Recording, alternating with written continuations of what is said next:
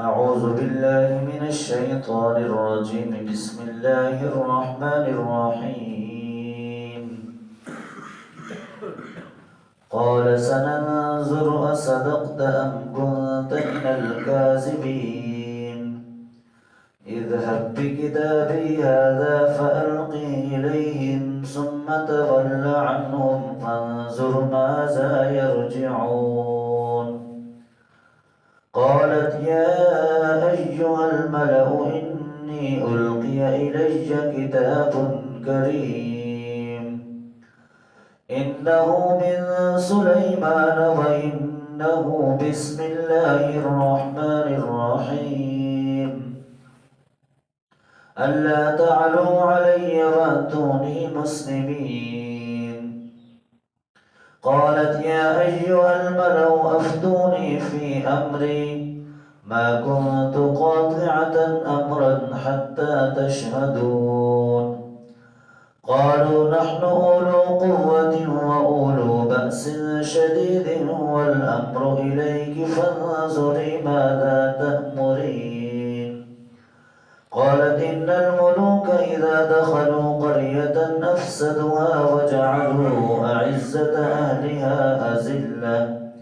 وكذلك يفعلون. وإني مرسلة إليهم بهدية فناظرة بما يرجع المرسلون. فلما جاء سليمان قال أتمدونني بمال فما آتاني الله خير مما آتاكم بل أنتم بهديتكم تفرحون.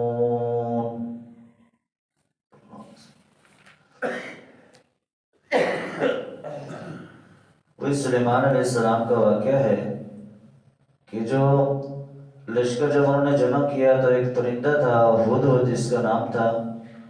وہ غائب تھا، اور پھر اس نے آ کر جو ہے وہ قوم سبا کے حوالے سے خبر دی، ملکہ سبا کے حوالے سے، کہ وہاں پر یہ سارے یعنی وہ اللہ کو چھوڑ کر سورج کی جو ہے وہ پرستش کر رہے ہیں۔ تو اب یہ سلیمان علیہ السلام نے یہ ساری بات سنی اور اس کے بعد کہا قال سننظر اصدقت ام کنت من الکاذبین،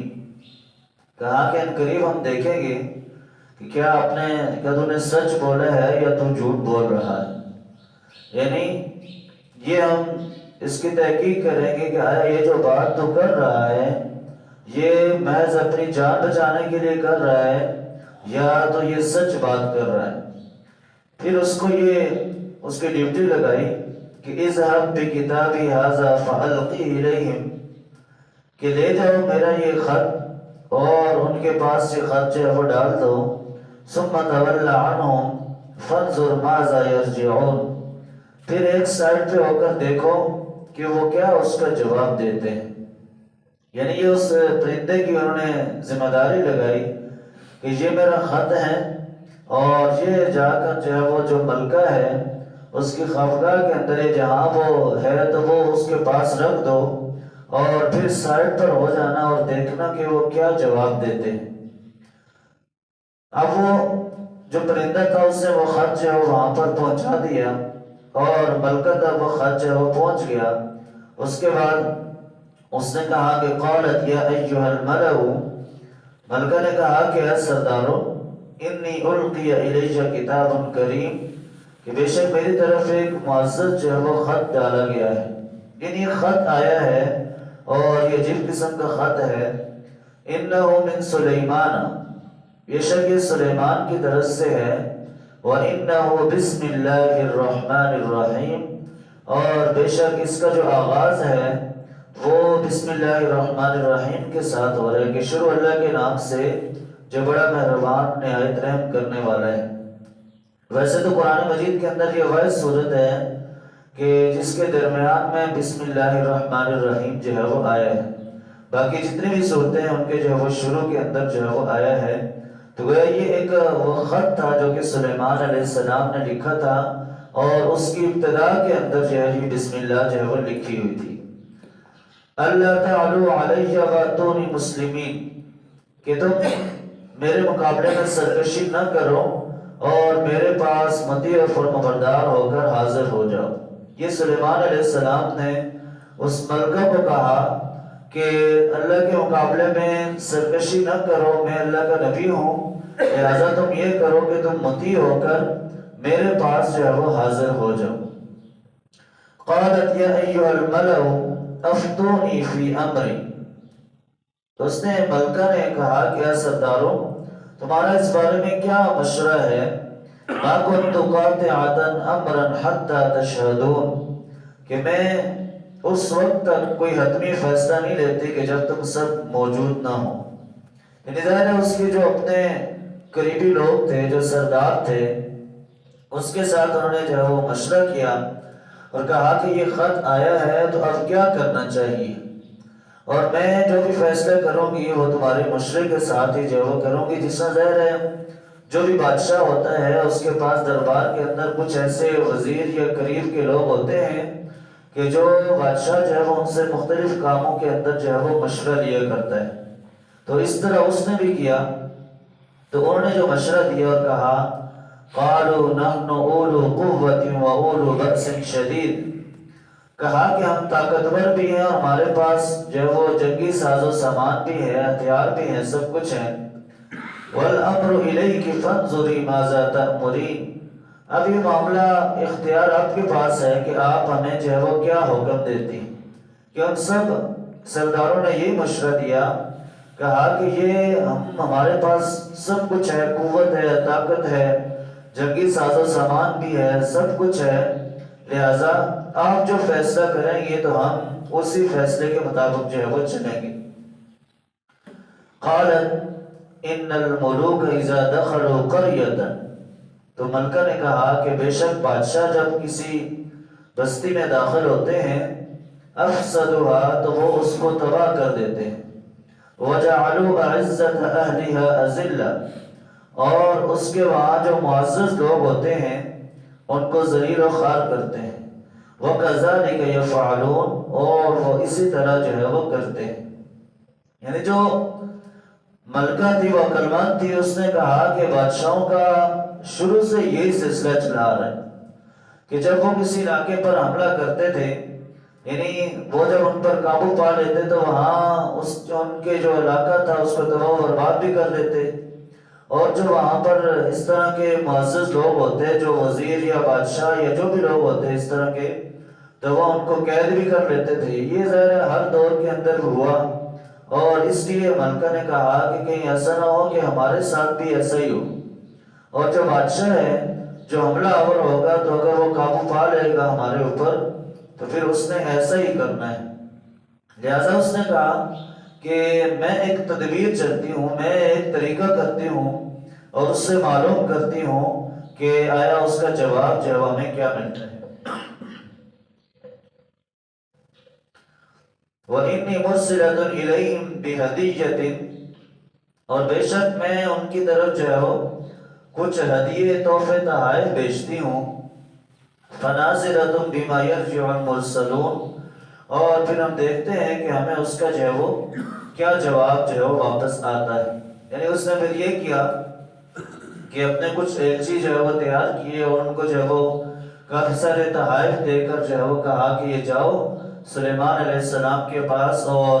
ان کو جو ہے میری طرف سے یہ تحائف جو ہے پیش کرنا، پھر اس کے بعد جو ان کا جواب آئے تو وہ آ کر جو ہے مجھے بتانا۔ آپ وہ سارے تحائف لے کر سلیمان علیہ السلام کے پاس جو ہے اس کے ایلچی جو ہے آگے۔ فلما جاء سلیمان قال اتمدوننی بمال، تو جب وہ آئے سلیمان علیہ السلام کے پاس وہ تحفے تحائف لے کر، تو انہوں نے کہا کہ کیا تم مال سے میری مدد کرنا چاہتے ہو؟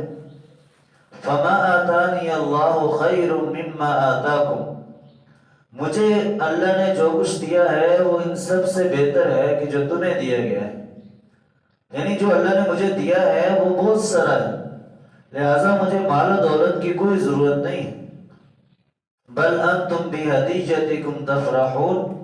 بلکہ یہ تم اپنے تحائف سے تم ہی خوش رہو، یعنی یہ تحائف مجھے جو ہے نہیں چاہیے، کیونکہ